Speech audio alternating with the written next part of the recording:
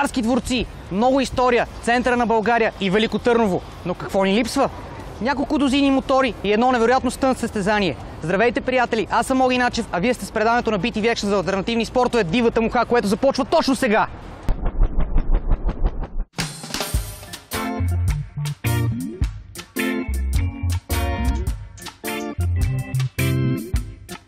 И друг път съм споменавал, че обожавам моторите и въобще моторните спортове. Толкова силно са ми влезли под кожата, че направо започна да ме боли, когато не карам. Затова и с такова удоволствие приехме поканата Дивата муха да гостува на стънт състезанието във Велико Търново. Всички очаквахме да станем свидетели на едно голямо зрелище, но това, което видяхме, далеч надмина очакванията ни. Още с влизането ни във Велико Търново се почувствах много развълнуван. Не бях идвал тук отдавна, а комбинацията от старата архитектура и стънт байкинг определено ми повиши настроението. Разбира се, първо се разходихме из града, за да свикнем с атмосферата. Велико Търново. Това е един от любимите ми градове в България. Може би заради специфичната му атмосфера или заради страхотната му архитектура, или просто защото винаги е пълен с млади и усмихнати хора. Някога по тези улици са минавали царе и боляри, а Кълдъръм още помни звуците от копитата на българските ездачи. Днес по улицата на Търново също препускат конници, само че тези конници са малко по-различни. Рицари яхнали стотици коне наведнъж, вдигащи шум до небесата и привличащи погледите на всички около себе си. Рицари, които определено преобърнаха представята ни за моторните спортове буквално с главата надолу. Дивата муха!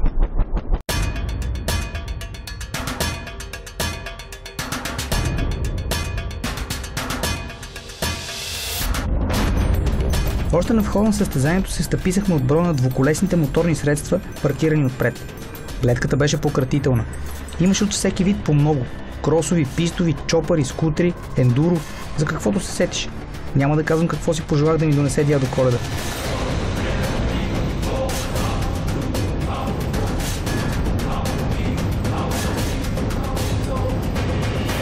И така, приятелите ми употребиха доста физическо насилие над мен, за да ме откъснат от паркиралите мотори.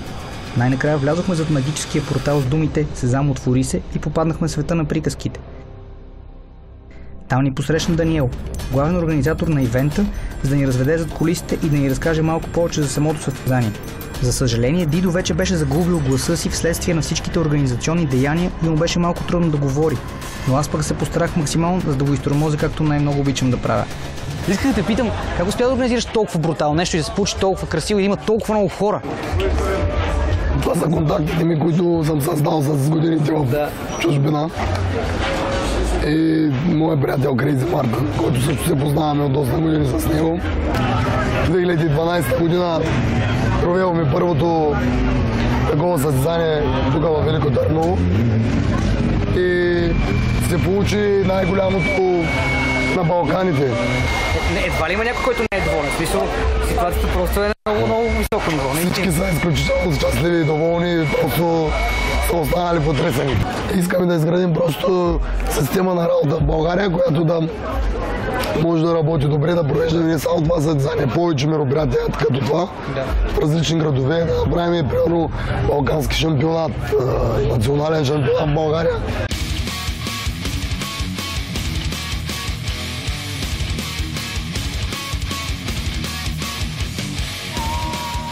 След това отидохме на плаца, където се развиваше действието.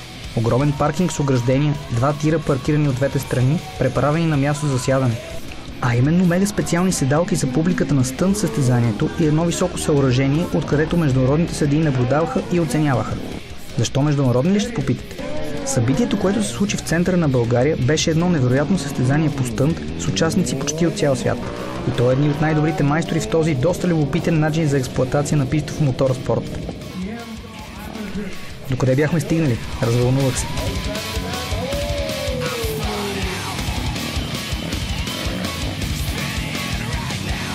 Какво е стънт ли? Стънт, най-просто казано, е правене на трикове с мотор в движение. Разбирайте каране на задна гума и предна гума, катерене от всички страни на мотора в движение и всевъзможни абсолютно изтрещели неща, които на пръв поглед изглеждат невъзможни, в което ще се убеди след малко и вие.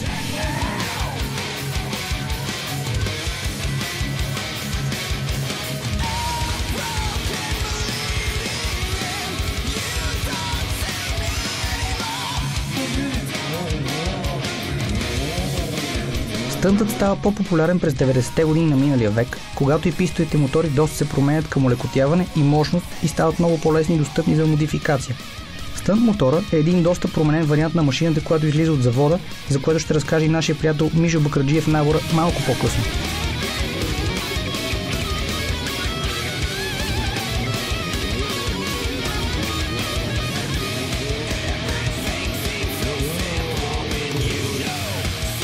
Добре, травматичен ли е като спорт всъщност стънт? Значи тук е много важна екипировката. От началото, когато почнах да се занимавам с това нещо, като се учих да карам, бях екипиран от до. В смисъл на коленки, гръб, лакътници, каска задължително, ръкавици задължително, защото се пада при една нормална тренировка, падаш поне 2-3 пъти на ден.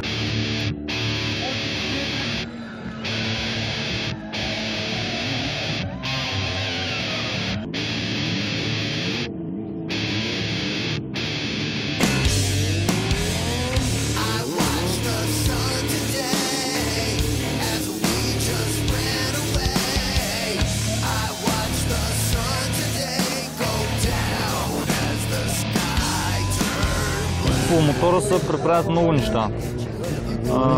Слага се допълнителна спирачка задна хембрейк, която е на кормилото, която се командва с лявата ръка. Задължително трябва да има на мотора, в смисъл отстрани ролбар, който да пази двигателя, капаците отстрани на двигателя. Това идеята е като падне настрани. Да, като падне, трябва да има задните степенки да се подменят, да се подсилят. Значи трябва да има заден ролбар, където е отзад на опашката. Оригинално пеньона е 40 зъба. Аз първо карах с 55, сложих по-голям 55, после сложих 60 и тук преди 2 седмици, 3 някъде вече съм сложил 70 зъба. Това е за по-голямо, в смисъл, голяма динамика като се върти. Да, не, то за дигането аз няма значение с какъв пеньон е. По-маневрен да е на едно място, като се правят кръгове. Това не е мотор за скорост? Да, това не е мотор за скорост. Значи максималната му скорост е 70-80 км в час. Значи забравих да допълня, че мотора задължително отпред трябва да има демпфер. Демпфер е нещо, което при дигане на предна гума, то държи кормилото стегнато. В смисъл, демпфер е почти задължително в този спорт.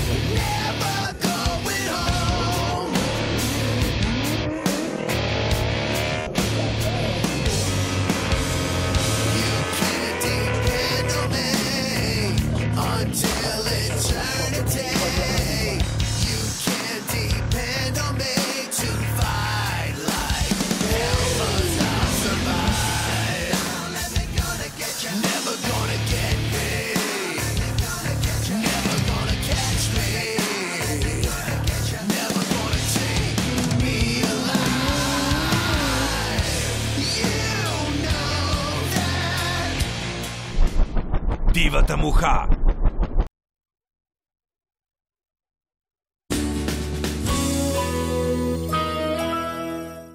Дивата муха.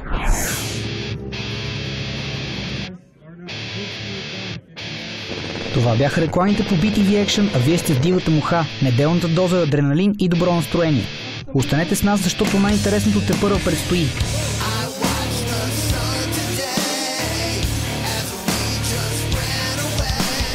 А сега да се върнем в магическия свят на моторите. Наблюдавайки шокиран момчетата, които тренираха и загряваха за състезанието на следващия ден, започнах да си задавам доста въпроси за менталното и физическото им състояние, имайки в предвид всичко, което се случва. Караше се на задна гума, на предна гума, скачаше се от моторите, палеха се гуми, а звукът, който не спря да кънти в главата ми седмица след състезанието, беше меко казано прекрасен.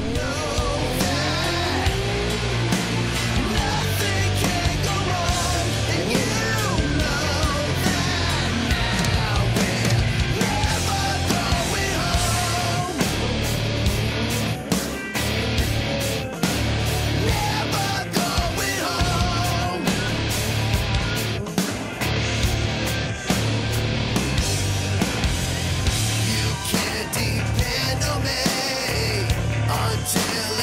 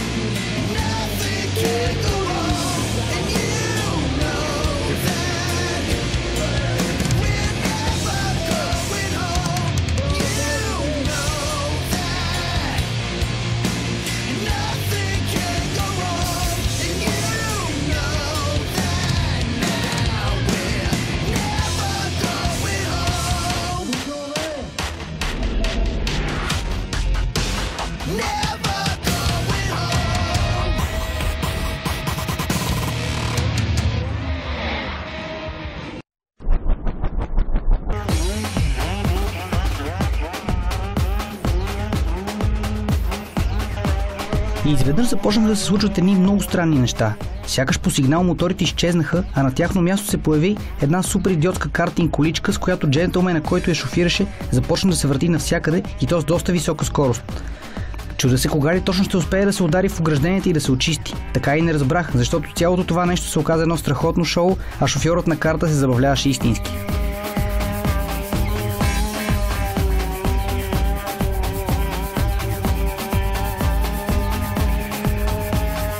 Имаше и още една много приятна изненада. Водещ на състезанието бе световно известният в стънта българин Крейзи Мартин. Мартин бе един от ветераните в спорта и аз много се зарадвах да го видя, защото по принцип той живее в Съединените щати. За мен бе огромно удоволствие да поговоря с него и да ми разкаже малко повече за себе си. Кажи ми, моля, как се оценява едно такова състезание, защото по принцип хората не знаят, нали, гледат уникални неща, но според мен никой не знае кой трик е по-труден от другия трик. Преди бехте само да караш на предна гума, на задна гума. Да. Сега вече си има точки за всеки едно нещо. Да. За всеки едно нещо. Примерно кажем на задна гума, като караш за задна гума в комбинации и така нататък, се получават от 0 до 20 точки. Да. После имаш стопита, казва се стопи и ендо, на предна гума. Вече като се кара от нормално на предна гума, на задна на предна гума, на 180 градуса завършиш, получаваш между 0 и 10 точки. Да. След това имаш дрифт, нали, дрифт и бърнат, който пуше дрифтинг и пуше на гуми. Акробатика също от 0 до 20 точки. Style Difficult, това е вече с по-трудни номера, където трябва да правиш с мотора също.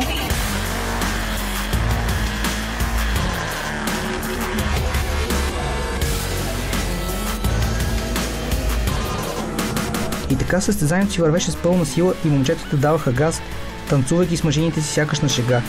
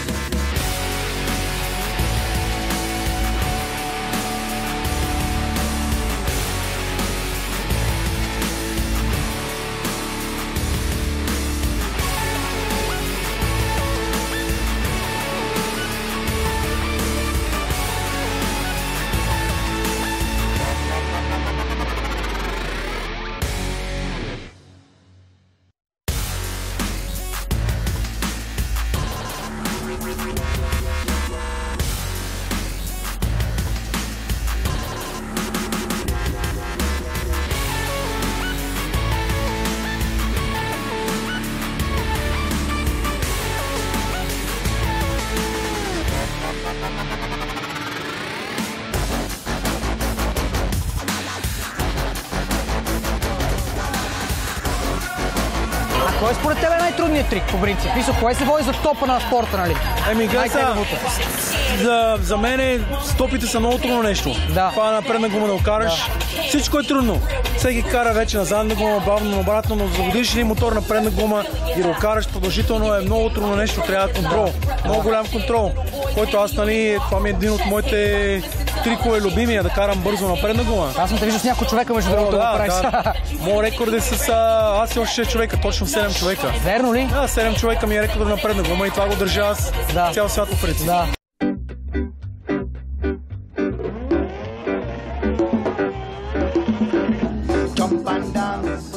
Така и хипнотизиран от всички невероятни неща, случващи се пред очите ми, пропуснах кога небето реши да се смръщи и да превърне горещия летен ден в пейзаж от Мордор. За около 10 минути толкова много се промениха атмосферните условия, че за миг си помислих, че е дошъл края на света. А то май така и стана. Звукът от моторите бе заменен с шума от падащите капки дъжд с големината на джанка, а огромното количество хора бързо се бе покрило. Всички се разбягаха на някъде и си помислих, че това беше края на днешния ден, но като че ли пак се случи нещо като магия. Музиката започна да свири още по-силно, а купонът по дъжда току-що започваше. Млади девойки танцуваха лудо по дъжда по средата на плаца, докато 2 или 3 мотористи смело обикаляха около тях и се забавляха с пълна сила. Трябва да отбележим, че карането на стънт мотори по мокрия асфалт си е доста опасно занимание.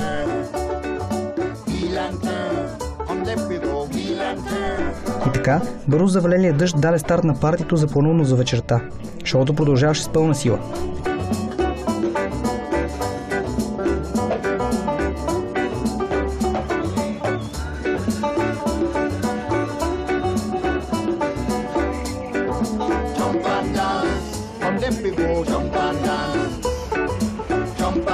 Но явно чудесата в Велико Търново са нещо съвсем нормално и след около 10 минути пак изгря слънце. Животът се възобнови, а на нас оставаше само да се плеснем някъде и да изчакаме да изсъхнем.